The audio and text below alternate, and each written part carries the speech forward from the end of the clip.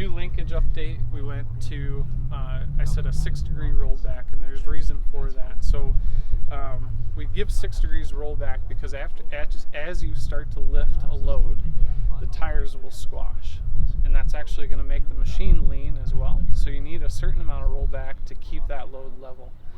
And you want that slight rollback, right? Because you'd rather the load leaning towards you versus the other way around. But ultimately, it's designed with that degree of rollback, no different than the utility loaders having the 8 degrees. So they have a little bit more flex because of the amount they're lifting. But that's the idea of why that degree rollback happens, and we don't say it's perfect parallel. As we continue around the machine, similar to what you saw in the utility loader, we've moved the HVAC to the outside of the cab. That's given us about 4 inches of space inside of our cab.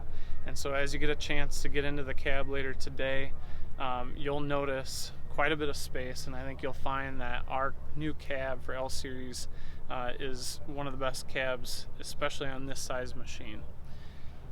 We still give ground level access, so you can get in and clean out your air filter as you needed.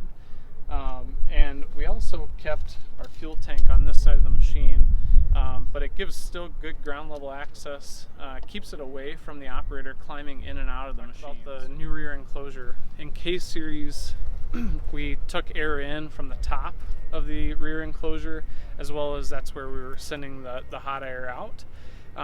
Design worked okay, but this is a much improved design, and for 2 reasons. One, we have a vertical surface that helps shed material away from the cooling package. We also now give you ground level access and tilt out to get into that cooling package. So this is phenomenal for guys that need to clean out their coolers on a regular basis, whether they want to blow them out or brush them out. I can get to them very easily. I have access to both of my coolers. Some designs you'll find have a fixed cooler package, and so that you're kind of left to just blow it out as best you can. I'm going to close this door to show some of the sight lines that we have in the new cab, so you can continue to see the visibility that I talked about earlier. But that's been a focus for us for compact wheel loaders as long as we've been making them, is to provide the best visibility we can for these machines. And it's one of the biggest advantages for a compact wheel loader compared to maybe other product solutions that are out there. But you're going to see the front glass is going to basically show anything that you can see above the top of your boot and out to the machine, or outside of the machine and down to the ground. So that glass is coming around the front and then up the angle of the door to give you really good visibility out of the front and side of the machine. Inside the cab, again, a lot of improvements. So we've added a lot of space for comfort for that operator. We have a dual tilt and telescopic steering wheel, so you can bring that right where you need to and not find yourself reaching to steer the machine. This unit is set up with the optional high back air ride seat. It also has about 14 different settings, so lumbar control, pan, tilt, and roll, as well as heat in it for those cold mornings. We've also updated the joystick inside the cab. So I talked about the third function EH control. That's a small thumb pad that's located on the top of that joystick right at your thumb, or where your thumb would hit on that joystick.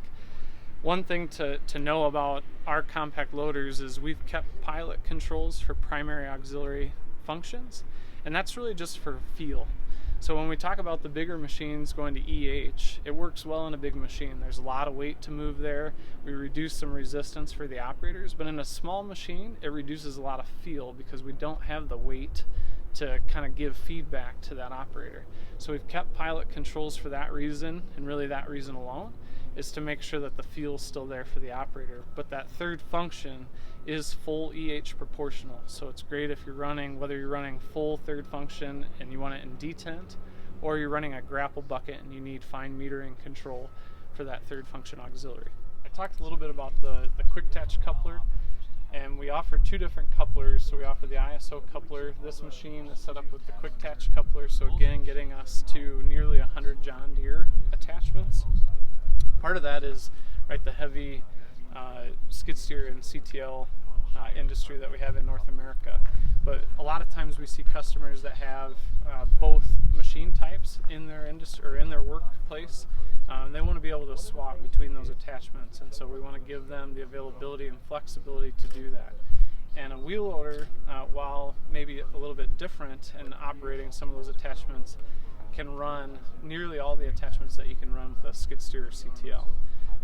Obviously the differences, are somewhat in your height, your visibility, but also the linkage, and so that's why we say, I would still say maybe some things could be better used on a skid steer, but ultimately we have the availability to use those, and most of the time a loader is really designed for that bucket and fork work, and that's what it does best.